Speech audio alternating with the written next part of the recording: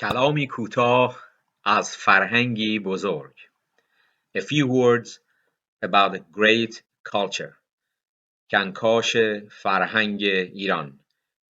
Council on Persian culture. به نام ایران و ایرانی، کلامی کوتاه از فرهنگی بزرگ، نگاهی است به فرهنگ نیاکانی. فرهنگی مردمی و انسانی که از هزاره‌های پرفراز و نشیب تاریخ سینه به سینه از نیاکان ما به ما رسیده و آشنایی بیشتر با این فرهنگ که بر اساس راستی و درستی بنا شده میتونه ضامن حفظ هویت ایرانی ما و فرزندان ما از هر دین و آیین و قوم و نژادی که هستیم و در هر کجای جهان که زندگی می‌کنیم باشه. به برنامه دیگری از کنکاش فرهنگ ایران، کلامی کوتاه از فرهنگی بزرگ، خوش آمدید. به گفتارمان از برنامه‌های پیشین ادامه می‌دهیم. Our respectful guest this week is Dr. Susan Abadian.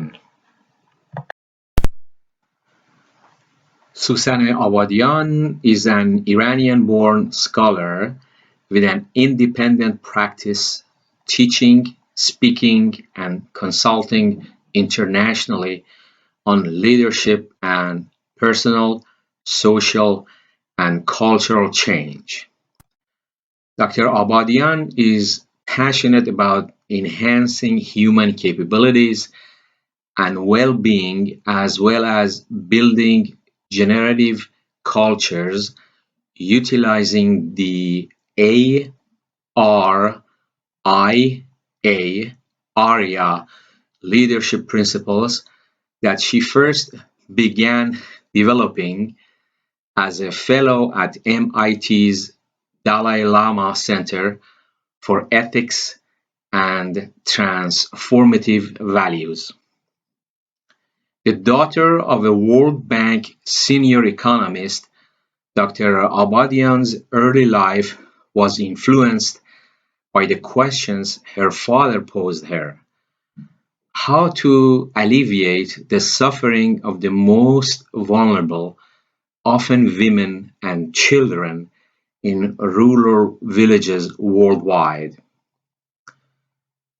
She earned a PhD in political economy and government from Harvard University, an MPA in international development from Harvard's Kennedy School, and an MA in anthropology of social changes and development, also from Harvard University.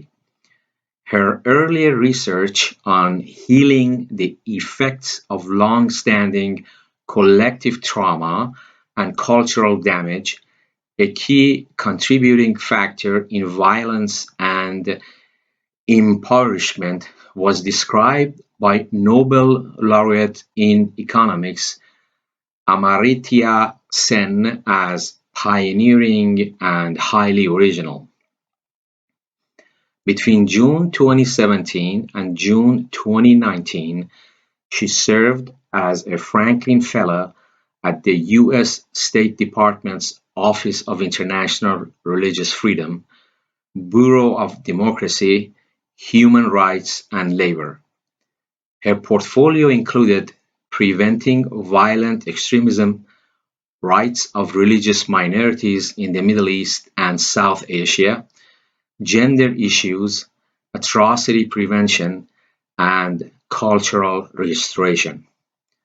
Dr. Abadian now conducts virtual workshops and programs on ARIA leadership to varied audiences from the business and non-profit worlds for government, religious, and civil society actors. She builds on her earlier work as a speaker and facilitator of multi-day workshops on adaptive leadership at Cambridge Leadership Associates. She She is the author of the upcoming book, Free Me to Love, an intimate account of her spiritual realization and learning to transmute the effects of ancestral and other traumas into greater capacity for love and sovereignty. Susan Abadian, welcome to our program. After this very impressive resume of achievements, we are so happy to have you. And our first question is with regard to collective trauma. As a political economist and also anthropologist working in the field of poverty alleviation and economic development, how does collective trauma fit in? First of all, Khosrow, thanks for inviting me here to speak with you today. And I want to warmly welcome all those who are tuning in to listen to our discussion. The subject matter is an important one, and I'm really excited to be sharing with you today.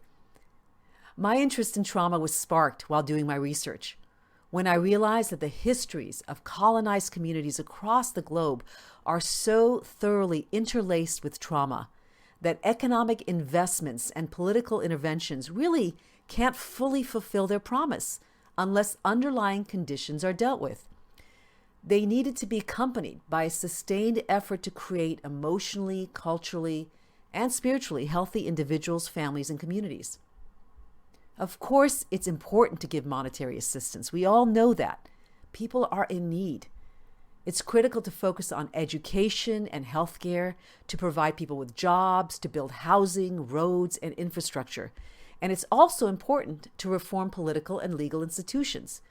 But I found that all of these efforts will fall short. Listen, all the money in the world will not fix the deeper problems if we don't channel resources to directly address the continued damage caused by historical atrocities and the ongoing effects, and they do linger, of collective trauma. The effect of unaddressed trauma is like having one foot pressed to the brakes in a vehicle with the other on the accelerator. You might intend the car to move forward, but it lurches forward unevenly and sometimes not at all. Too often it's as though the car has been placed in reverse. I've found that unaddressed collective trauma seriously complicates efforts for prosperity, peace, and democracy. So to stop generational cycles of poverty, violence, and oppression, we must be willing to face and address underlying trauma. Okay, so put simply, unless you help communities heal, other investments only go so far. Can you kindly provide some examples of collective traumas that Iranians might have experienced? Let me start by first giving some Trauma 101 basics, so we're all on the same page. On an individual level, a person who experiences any kind of emotional or physical violence could be a severe shock. This can be traumatic to them. In traumatic situations, people perceive that something precious to them is at risk. Perhaps their lives, certainly their dignity or that of loved ones, whatever is significant and meaningful to them. In a traumatic experience, people are terrified, they feel trapped, they feel held captive and helpless to do anything about the situation. Traumas can be a one-time event, something that's not long-lasting, like a beating, rape, verbal assault, or humiliation of any kind to an individual. At a group level, collective level, earthquakes and other natural disasters are examples of these sorts of shorter duration traumas. But other traumas can be chronic. This means they last longer and are ongoing. For example, repeated childhood abuse and neglect or recurring wife beatings. And at a group level, war and colonization are all longer-lasting traumas to the collective. Women in Iran who are made to feel like second-class citizens or who feel forced and humiliated wearing the hijab can feel traumatized by this ongoing experience. Historically, probably the most devastating collective trauma that Iranians experienced was the Arab conquest of Iran. Of course, Iranians also experienced the Mongol invasion and more recently the Iran-Iraq War. And the continued global isolation of Iran has its own traumas associated with it. The Iranian Revolution was also very traumatizing for many. So that brings us to the next question. Does everyone who experiences trauma have negative effects? That's a great question. Not everyone who experiences traumatic events is traumatized or stays traumatized. That's the good news.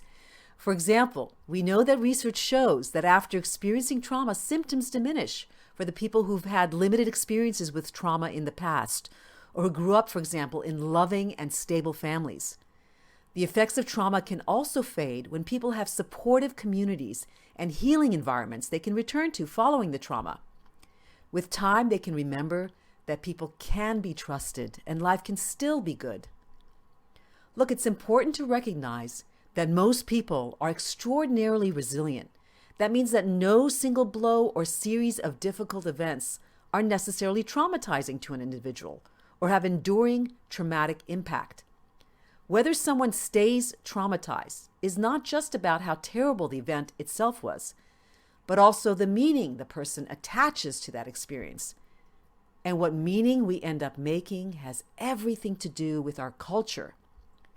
What I mean is that experiences of trauma can make us stronger and wiser, or on the other hand, they can chronically haunt us and make us hurt ourselves even more, to self-sabotage and strike out at others. Whether we use trauma constructively or destructively depends in part on how we make meaning out of our trauma. Okay, and how we make meaning depends on our existing culture, our values, our beliefs, the prevailing stories, songs, ceremonies, what we choose to commemorate. So our culture can really steer us in the direction of healing and progress toward hope and expansion, or our culture can keep us stuck in despair, pessimism, revenge, and retribution. Thank you, Dr. Susan Abadian. I would like to get back specifically to our Persian culture. So I would like to ask you, what's an example of a way that the Iranian culture keeps some Iranians stuck and limited? Well, there are elements in our culture that tend to keep sorrow alive, almost like relishing stories of betrayal and victimization. There's an ever-present underlying tone of tragedy. The elements in our culture that glorify death or are fixated on martyrdom don't easily allow people to feel they can celebrate the joy of being alive. The continuous memorialization of so-called martyrs, the somber insignia of women in their black chadors, evokes a sense of perpetual mourning. Rituals of self-flagellation like Ashura, commemorating the killing of Hussein, all these potentially keep Iranians stuck in a depressive and pessimistic view of life. To be pious really becomes confused with suffering.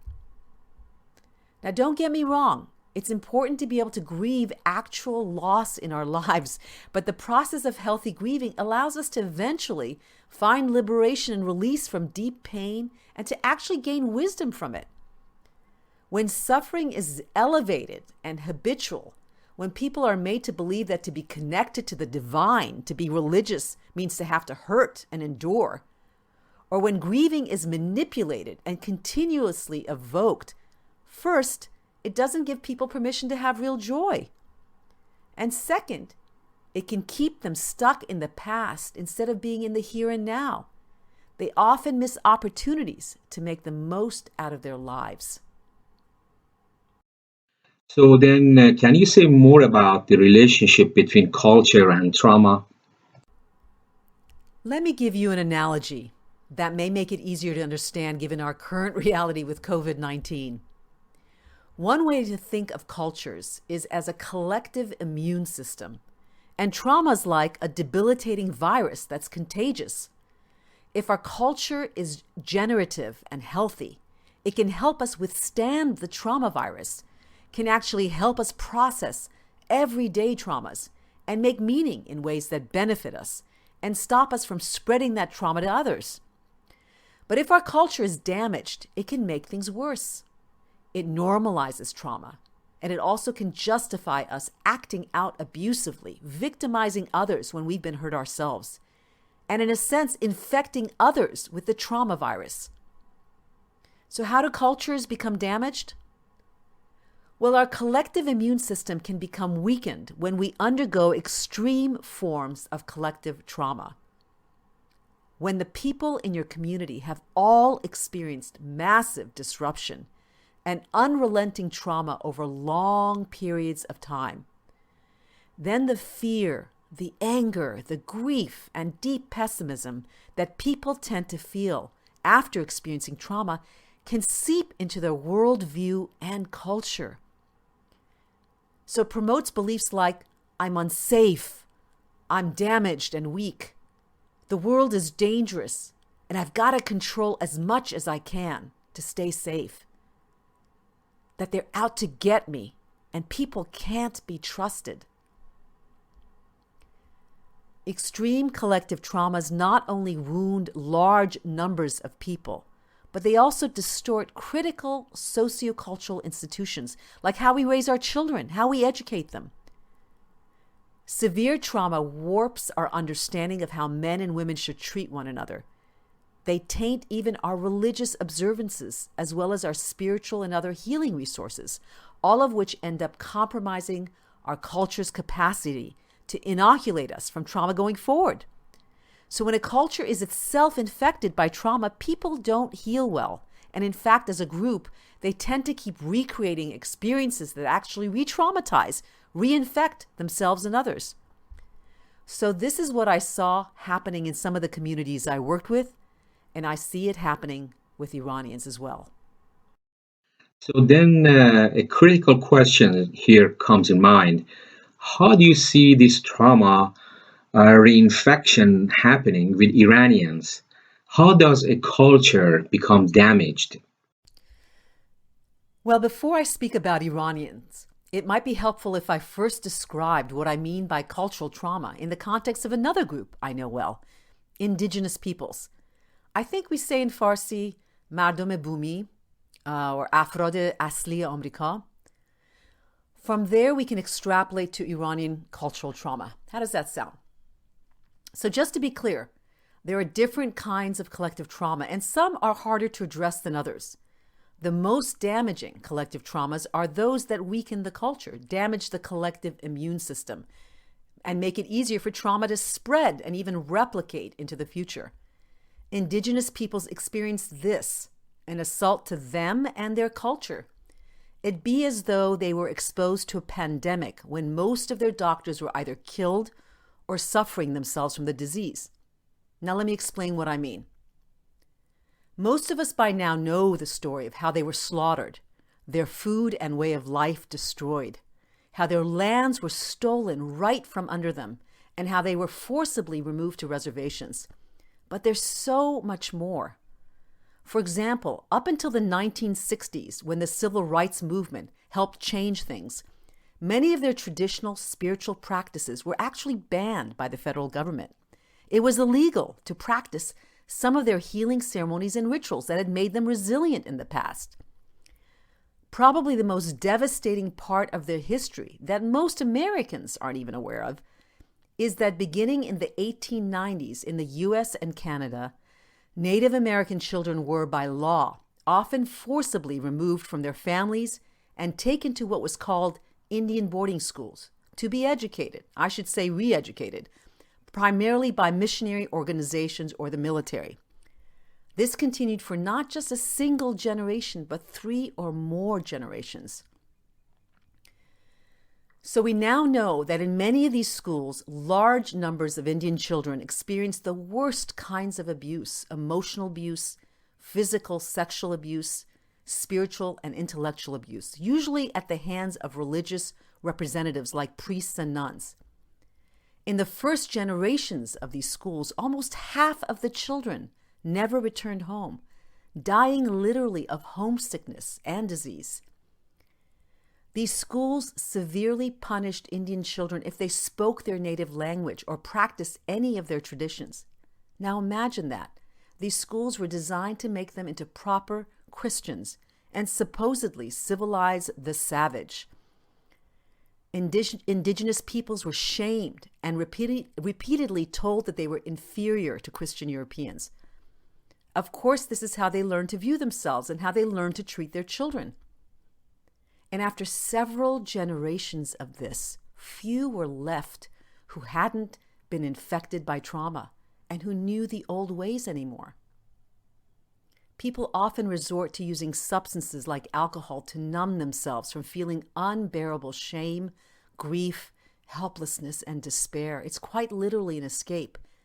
It's not surprising then that beginning in the 1930s, after several generations had gone through the traumas of these schools, that there was an epidemic of alcohol and substance abuse in many indigenous communities in North America.